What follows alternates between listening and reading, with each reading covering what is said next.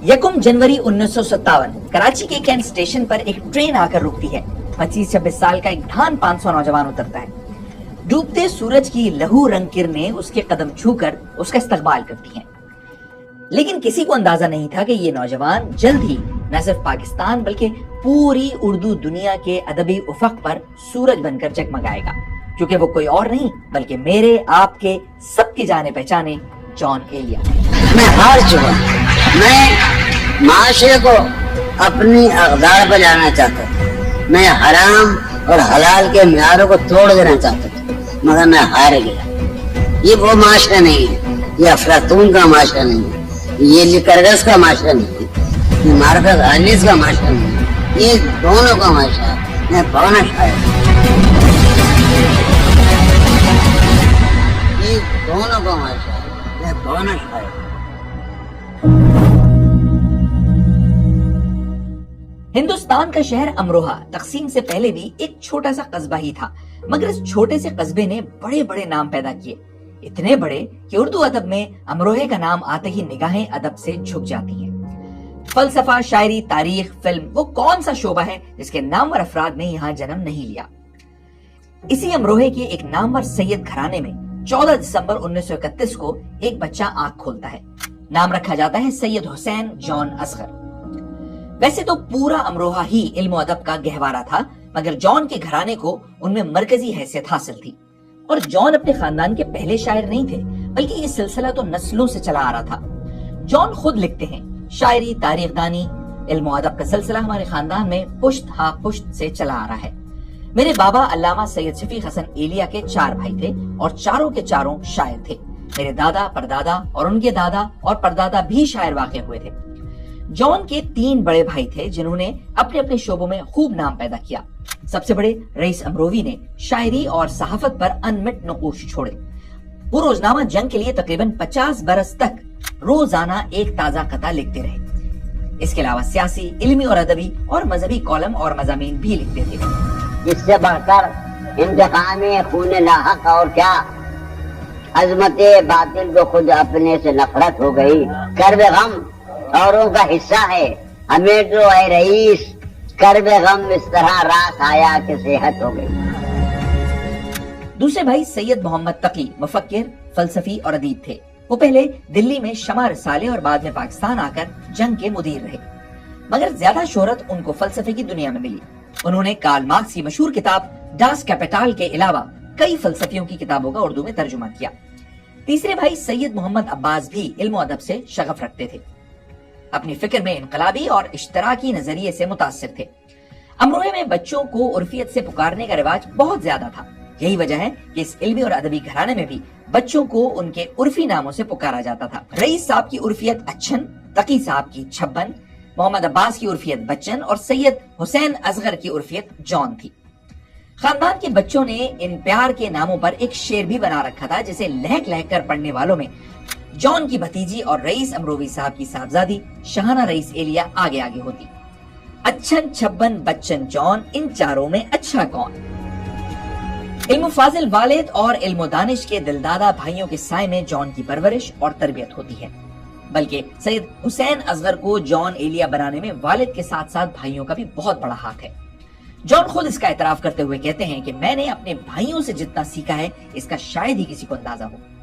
भाइयों के अलावा जॉन अपने चचाजाद भाई कमाल अमरोवी से भी मुतासिर हैं।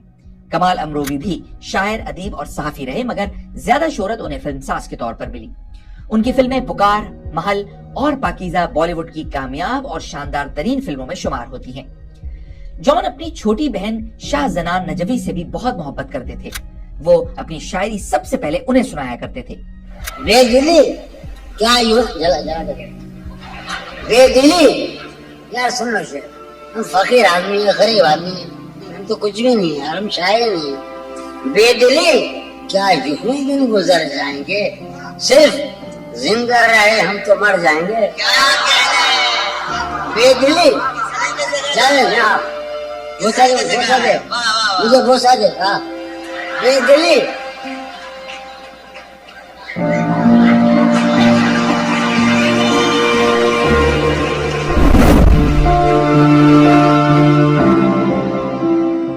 صفیہ نے ابتدائی تعلیم امروہہ کے مدرسوں میں حاصل کی۔ مدارس میں تعلیم کی وجہ سے ہی جان نے اردو کے ساتھ ساتھ عربی فارسی پر بھی بہت مہارت حاصل کر لی۔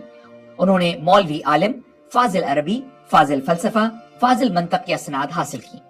الہ آباد بورڈ سے کامل فارسی کا امتحان پاس کیا اور پھر ایم اے اردو، ایم اے فلسفہ میں ڈگریاں حاصل کی۔ وہ پی ایچ ڈی کے لیے مقالہ بھی لکھ رہے تھے، لیکن اپنی غیر مستقل مزاجی کی وجہ سے اسے مکمل نہ کر پائے۔ اتنی اعلیٰ تعلیم اور فلسفہ و منطق پر عبور کے باوجود جان کہتے ہیں کہ وہ بچپن میں تعلیم سے جی چراتے تھے۔ وہ لکھتے ہیں کہ میں انتہائی بدشوق قسم کا طالب علم رہا ہوں۔ عام طور پر 3rd ڈویژن میں پاس ہو پاتا تھا۔ میں ایک ابو جہل قسم کا لڑکا تھا اور اپنی جماعت کے شوقین اور محنتی لڑکوں کو ہمیشہ نفرت اور حقارت کی نظر سے دیکھا کرتا تھا۔ مجھے کورس کی کتابوں سے اللہ واسطے کا بیر تھا، اس لیے میں کورس کی کتابوں کے بجائے دوسری کتابیں پڑھا کرتا اور دن رات پڑھتا رہتا۔ تم جب آؤ گی تو کھویا ہوا پاؤ گی مجھے میری تنہائی میں خوابوں کے ساتھ۔ ارے یار علی نے یہ تو کہا ہم سے علم علم علم۔ شاعری اور عشق کا بھی چولی دامن کا ساتھ ہے، سو جان نے عشق اور شاعری ایک ساتھ شروع کی، وہ بھی اس عمر میں جب بچے کھلونوں سے کھیلا کرتے ہیں۔ جان اپنا پہلا شعر یوں کہتے ہیں، چاہ میں اس کی تماچے کھائے ہیں، دیکھ لو سرخی میرے رخسار کی۔ بہت سے لوگ جان کے اس بیان پر شک کا اظہار کرتے ہیں۔ ان کے خیال میں اس عمر میں بچے تو ہوش بھی نہیں سنبھال پاتے، لیکن جان عام بچے کہاں تھے، وہ تو خاص الخاص تھے۔ بچپن کے عشق کے بعد جان نے لگاتار کئی عشق کیے اور لڑکپن میں ہی منجے ہوئے شاعر بن گئے۔ محلے کی لڑکیاں ان سے غزلیں، قصیدے، اشعار کی فرمائشیں کیا کرتی تھی۔ انہی میں ایک پریا نام کی لڑکی بھی تھی جس کی اجلی رنگت اور چمکیلی آنکھوں نے جان کو اپنا اسیر کر لیا۔ وہ بھی جان سے شاعری لکھواتی تھی، مگر کسی اور کے لیے۔ جان کو اس وقت پتا چلا جب اس کی شادی اپنے محبوب سے ہو گئی، وہ کٹ کر رہ گئے۔ اس کے بعد بھی جان کو کئی لڑکیوں سے عشق ہوا، مگر سب ناکامی سے دوچار ہوئے۔ 12 سال کی عمر میں جان ایک خیالی محبوبہ صوفیہ کو بھی خط لکھا کرتے تھے۔ لڑکپن کے ایک عشق کی کسک ان کے دل میں عمر بھر رہی۔ خاندان کی اس لڑکی کا نام ظاہر نہ کرنے کے لیے جان نے اسے اپنی شاعری میں فارحہ کا نام دیا۔ فارحہ خطی کیوں لکھے جائیں، خطی کیوں لکھے جائیں؟ فارحہ نگاری نا، تم نے مجھ کو لکھا ہے، میرے خط جلا دیجیے۔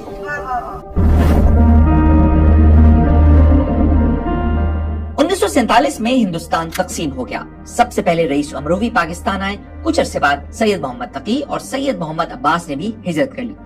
امروہے میں جان، شفیق حسن ایلیا، والدہ نرجس اور بہن شاہ زنان نجفی رہ گئیں۔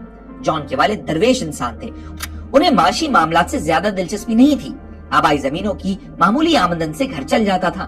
اس معاملے پر جان کی والدہ اپنے شوہر سے الجھتی رہتی تھی، جس کا ذکر جان نے کچھ یوں کیا ہے، میں نے اپنے گھر میں دنیا کے معاملات، زندگی کے خارجی مسئلوں اور عملی حقیقتوں کے بارے میں کبھی کوئی گفتگو ہوتے ہوئے نہیں سنی۔ میں ایک ایسے ماحول میں پروان چڑھا جسے درم اور شکم سے کوئی ادنا سے ادنا سروکار بھی نہیں تھا۔ جب مجھ میں شعور پیدا ہوا تو اپنے ماحول کی صورتحال دیکھ کر میرے دل میں ایک انجانی اداسی کی کیفیت نے جنم لیا، جو وقت کے ساتھ ساتھ گہری ہوتی چلی گئی۔ میرے اندر جو اذیتناک احساس پیدا ہوا وہ یہ تھا کہ ہمارا گھر کسی بھی لمحے تباہ ہو سکتا ہے، اور یہ کہ آئندہ ہمیں شاید بھیک مانگ کر زندگی گزارنا پڑے گی۔ میں اپنے گھر کی یکسر بے بنیاد معاشی صورتحال کا ذمہ دار اپنے بابا علامہ سید شفیق حسن ایلیا کو قرار دیتا ہوں۔ جان نے مزید لکھا کہ اگر وہ میرے باپ نہ ہوتے، ان کے بجائے کوئی اور شخص، کوئی معقول یا دنیا شناس شخص ہوتا، تو میں آج وہ نہ ہوتا جو میں ہوں۔ میں کامیاب ترین، صحت مند اور قابل رشک آدمی ہوتا، اور میری زندگی عیشی نہیں بلکہ بے حد شاندار عیاشی کے ساتھ گزر رہی ہوتی۔ لیکن حقیقت یہ ہے کہ علامہ شفیق حسن ایلیا اپنے بچوں کو مال و دولت تو نہیں دے سکے، لیکن علم و ادب کی جو دولت ان کے بچوں کو ورثے میں ملی، اس کی وجہ سے آج دنیا بھر میں ان کا نام عزت و احترام سے لیا جاتا ہے۔ معاشی ناآسودگیوں، محبت میں پے در پہ ناکامیوں، گھریلو تلخیوں نے جان کو نوجوانی میں ہی ٹی بی کا مریض بنا دیا تھا۔ پھر جب تینوں بھائی پاکستان چلے گئے تو جان مزید بے حال ہو گئے۔ بھائیوں کی جدائی میں اماں روتی رہتی، یہاں تک کہ 1954 میں ان کا انتقال ہو گیا اور 1956 میں والد کا سایہ بھی سر سے اٹھ گیا۔ بہن کی شادی ہو چکی تھی اور وہ دلی منتقل ہو چکی تھی۔ تب جان امروہہ میں تنہا رہ گئے۔ اس تنہائی کو انہوں نے یوں بیان کیا، اب وہ گھر ایک ویرانہ تھا، بس ویرانہ زندہ تھا، سب آنکھیں دم توڑ چکی تھی اور میں تنہا زندہ تھا۔ ساری گلی سنسان پڑی تھی، باد فنا کے پہرے میں، ہجر کے دالا اور آنگن میں بس ایک سایہ زندہ تھا۔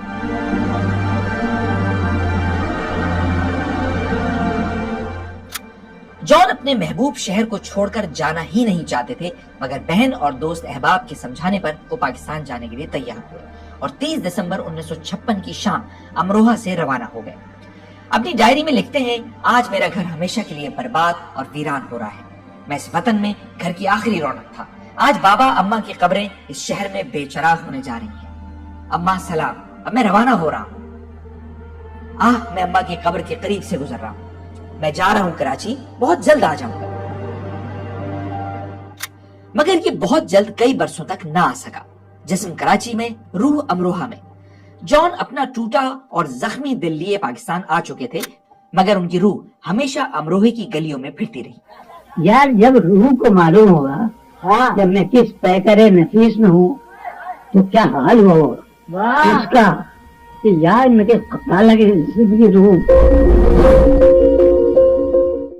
کراچی پہنچ کر وہ کھارا در میں اپنے بڑے بھائی رئیس امروہی کے ساتھ رہے۔ رئیس صاحب ان دنوں ایک ہفت روزہ اخبار شیراز بھی نکالا کرتے تھے، جس کا دفتر نیو کلاتھ بولٹن مارکیٹ پر تھا۔ دفتر کیا تھا؟ علم و ادب کا ایک مرکز تھا۔ شہر بھر کے شاعر و ادیب رئیس امروہی کے دربار میں حاضر ہوا کرتے۔ کوئی شاعری پر اصلاح لیتا تھا تو کوئی ان سے نظمیں سحرے لکھوا کر اپنے نام سے شائع کروایا کرتا تھا۔ تب جان کو مصروف رکھنے اور انہیں معاشی طور پر مضبوط کرنے کے لیے رئیس امروہی نے انشا نام کا ایک ماہنامہ جاری کیا۔ یہ ایک ادبی رسالہ تھا، بعد میں اسے ڈائجسٹ میں بدل دیا گیا اور نام رکھا گیا انشا عالمی ڈائجسٹ، جو بعد میں صرف عالمی ڈائجسٹ رہ گیا۔ جان نے اس رسالے میں اداریہ لکھنا شروع کیا تو لوگوں کو اندازہ ہوا کہ ان کی نثر بھی نظم سے کم نہیں۔ وہ انشائیہ کے نام سے جو تحریریں لکھتے تھے، ان کا شمار اردو کی شاہکار تحریروں میں کیا جاتا ہے۔ یہ انشائیے بعد میں کتابی شکل میں سامنے آئے، جو جان صاحب کے انتقال کے کئی برس بعد شائع ہوئی، مگر اس کتاب کا نام فرنود انہوں نے خود رکھا تھا۔ خیر، اس دور میں ہی جان نے مشاعروں میں شرکت شروع کی اور کراچی کے ادبی حلقوں میں اپنی پہچان بنا لی۔ یعنی یہ جو تم نے خطے کی فرمائش کی ہے، تم یقین کرو، میں بات کروں، جب میں پیدا ہوا نا تو اس کے 15 دن بعد کہا تھا میں نے۔ واہ واہ، کیا کہنے آپ، بات یہ کہ تیرے بغیر مجھے چین کیسے پڑتا ہے، تیرے بغیر مجھے چین کیسے پڑتا ہے، تیرے بغیر مجھے چین کیسے پڑتا ہے، اور میرے بغیر تجھے نیند کیسے آتی ہے، تیرے بغیر۔ رئیس صاحب کو بھارت میں چھوڑی گئی جائیداد کے بدلے گارڈن ایسٹ کراچی میں 2700 گز کی ایک کوٹھی کلیم میں مل گئی۔ سارا خاندان وہیں منتقل ہو گیا۔ جان بھی وہاں رہنے لگے تھے۔ وہ اپنے کمرے کو حجرہ کہا کرتے تھے۔ میرے یہ اس کمرے میں بیٹھا ہے قاسم مجھے سلیم، میرا حجرہ، کراچی کا سب سے نمائندہ تخلیقی حجرہ۔ میرے کمرے کا کیا بیاں کہ یہاں، میرے کمرے کا کیا بیاں کہ یہاں خون تھوکا گیا شرارت میں۔ عالمی ڈائجسٹ کے ابتدائی دنوں میں جان کی واقفیت زاہدہ ہنا سے ہوئی۔ وہ تب سکول یا کالج میں پڑھا کرتی تھی اور ان کے افسانے اور مضامین انشا عالمی ڈائجسٹ میں شائع ہوتے تھے۔ جان ان کی ذہانت اور علم سے جلد متاثر ہو گئے۔ دونوں کی اکثر ملاقاتیں ہونے لگی اور 1970 میں دونوں نے شادی کر لی۔ زاہدہ ہنا جان سے 15 سال چھوٹی تھی۔ جان کے خاندان کی کچھ خواتین نے اس شادی کی بڑی مخالفت کی تھی، مگر جان نے کب کسی کی پرواہ کی تھی جو وہ اب کرتے۔ شادی کے بعد کچھ سال تو بہت اچھے گزرے۔ جان کی پہلی بیٹی فنانا کی پیدائش 1975 اور اس کے 2 سال بعد چھوٹی بیٹی سہینا کی ولادت ہوئی، اور بیٹے زریون کی پیدائش 1981 میں ہوئی۔ مگر زاہدہ ہنا اور جان کے رشتے میں پیدا ہونے والی دراریں کم نہیں ہوئی، بلکہ اور گہری ہوتی چلی گئی۔ لیکن جان اور زاہدہ ہنا کی عمروں میں ہی نہیں، مزاج میں بھی بہت فرق تھا۔ جو میرا خواب ہے جسے میں کبھی نہیں پا سکتا، اور میرا گھر، میری بیوی، میرے بچے سب مر گئے، میں تباہ ہو کر آیا ہوں۔ یہ حسرت کی بات ہے، اچھا یہ حسرت کی بات ہے۔ جذبات کا دریا اترا تو یہ فرق اپنے بھیانک خد و خال کے ساتھ نمودار ہو گیا۔ जॉन जाहिदा को घरेलू खातून देखना चाहते थे और जाहिदा उन्हें एक जिम्मेदार शौहर और बाप। जॉन शराब तो नौजवानी से ही पीते थे, मगर घर में तलखियां बढ़ी तो इस्तेमाल और बढ़ा दिया। जाहिर इससे मामला सुधरने के बजाय मजीद बिगड़े। नतीजा ये हुआ कि 80 की दिहाई के वस्त में दोनों में अलहदगी हो गई। जॉन एलिया लिखते हैं कि जाहिदा का अदीबा होना मुझे तबाह कर गया। दरअसल उसके अंदर एक ऐसी अना पैदा हो चुकी थी जो हमारे दरमियान अलहदगी का सबब बन गई, लेकिन उसकी ये अना मैंने खुद ही पैदा की थी। शादी के बारे में ये कहूंगा कि बीवी को घरेलू खातून होना चाहिए। अगर आप दोनों अदीब या शायर हैं तो फिर दोनों की अना किसी न किसी मसले पर टकराती रही। जॉन तो अपनी शादी की नाकामी पर जाहिदा को कसूरवार ठहराते थे, लेकिन वाकिफान हाल बताते हैं कि असल कसूरवार खुद जॉन साहब थे। वो अच्छे शायर और अदीब तो थे, लेकिन घरेलू जिम्मेदारियां अंजाम देना उनके बस का रोग नहीं था। जॉन के बच्चे भी अपने वालिद को ही इसका जिम्मेदार समझते हैं। जाहिदा और बच्चों से दूरी ने जॉन पर कयामत ढा दी। वो मजीद तन्हा पसंद और हसास हो गए। मशायरों में जाना और लोगों से मिलना भी छोड़ दिया। तब एक दोस्त सलीम जाफरी मिले, जिन्होंने जॉन को दोबारा मुशायरों में शिरकत पर राजी किया और उनके एजाज में दुबई में एक शानदार मुशायरा मुनक्किद किया। मेरा ज़ुहूर 13 रजब हज़रत अली की विलादत की तकरीब से हुआ था अमरोहे में। मेरा तीसरा ज़ुहूर दुबई में हुआ। अगर सलीम जाफरी न होता तो मैं आप मुझे न जानते। अब तक मैं सलीम की खिलाफ वर्जियां करता रहा, शराब पीता रहा, धुत रहा। वाकई है कि मेरे बातिन ज़ात को सिर्फ एक आदमी जानता है, उसका नाम है सैयद सलीम जाफरी। अगर तो सुनिए,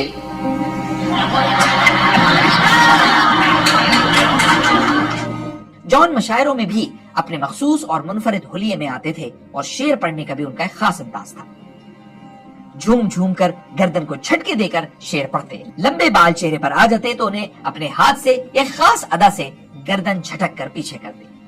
कभी जानों पर हाथ मारते तो कभी स्टेज पर या सामाइन में बैठे किसी शख्स को मुखातिब करके उस पर कोई जुमला कसते या हाल अहवाल दरियाफ्त करते, यानी वो लोगों की तवज्जो मुकम्मल तौर पर अपनी तरफ रखते थे। फिर उनके शेर भी ऐसे ही थे कि बर्छी की तरह दिल में उतर जाते और लोग वाह वाह करने पर मजबूर हो जाते। आज मैं बड़ा हसास हूँ, जो मेरा ख्याल है कि ये मेरा आखिरी मुशायरा है और उसके बाद मेरा खेल खत्म होने वाला है। मेरे कमरे को सजाने की तमन्ना है तुम्हें, मेरे कमरे को सजाने की तमन्ना है तुम्हें, मेरे कमरे में किताबों के सिवा कुछ नहीं, मेरे कमरे में।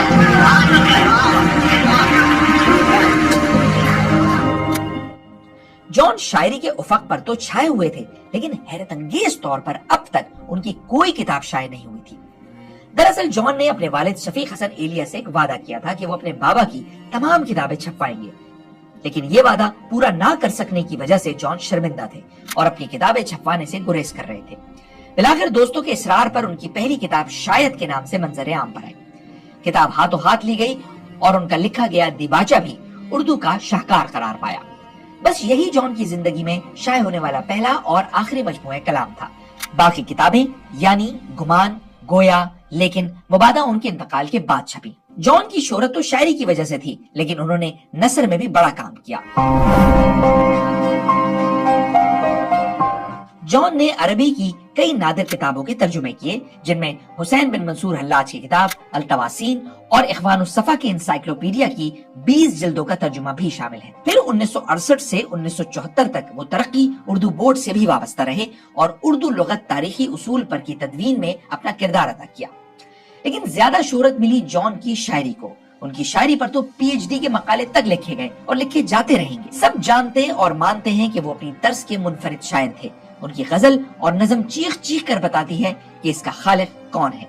यारो कुछ तो हाल सुनाओ उसकी कयामत बाहों का, वो जो सिमटते होंगे उनमें वो तो मर जाते होंगे। यारो कुछ तो हाल सुनाओ, क्या कहते हैं यारो?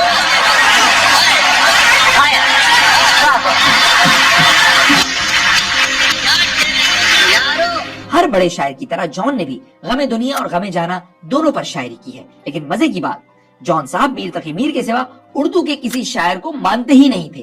कहते हैं शायर तो दो हैं, मीर तकी और मीर जॉन, बाकी जो हैं वो शामो सहर खैरियत से हैं। हालांकि जॉन की जो मकबूल शायरी है वो सहले मुमतने है।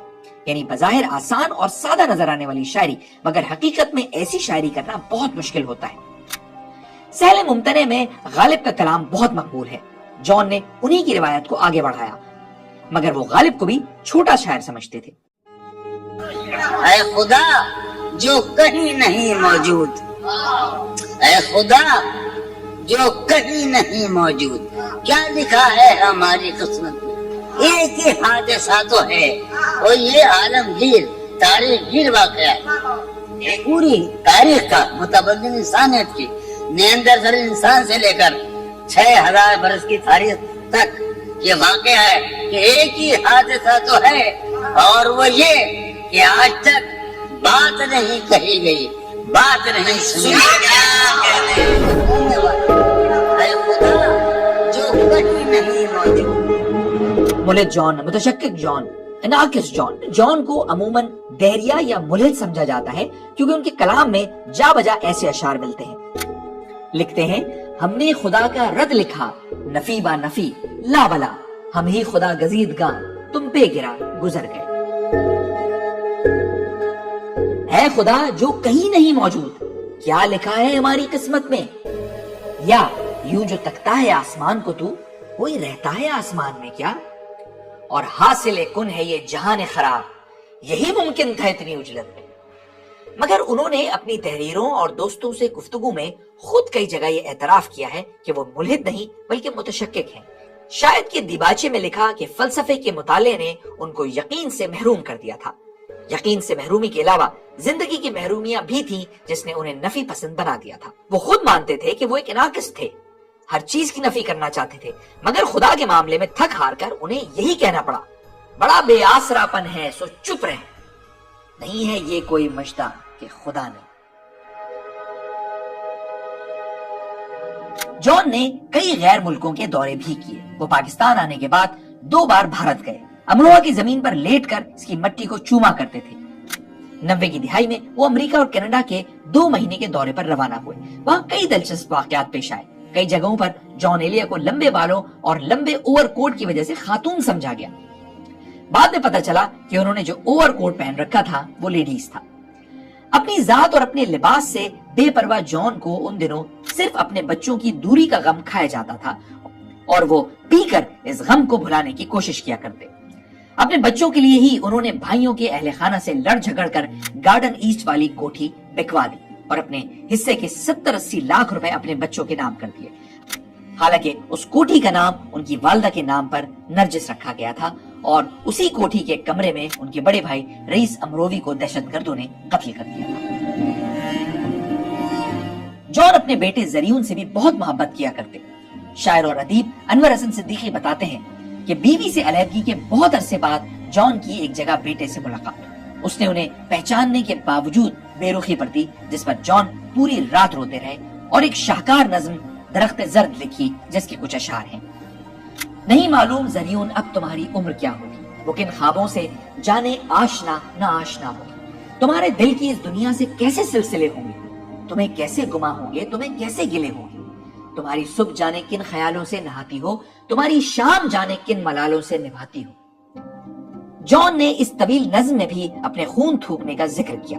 وہ خون تھوکتے رہے، شاعری کرتے رہے اور اپنوں اور زمانے کے دیے گئے زخموں کو بھرنے کے لیے شراب اور خواب آور دواؤں کا سہارا لیتے رہے۔ صحت رفتہ رفتہ کمزور ہوتی گئی، یہاں تک کہ آخری عمر میں اپنے بھتیجے علامہ کرار حسین نقوی کے گھر مقیم ہو گئے۔ دوست احباب ان سے ملنے وہیں چلے آتے، جہاں بالآخر 8 نومبر 2008 کو اردو کا یہ روشن ستارہ غروب ہو گیا۔ عبید اللہ علیم نے کیا خوب کہا ہے، یار ہمارا ایلیا ہم سے اٹھا لیا گیا، بیٹھے اب اپنی ساتھ میں ایلیا کا۔ اس کی ہم سے یہ مان تھا کہ آپ عمر گزارتی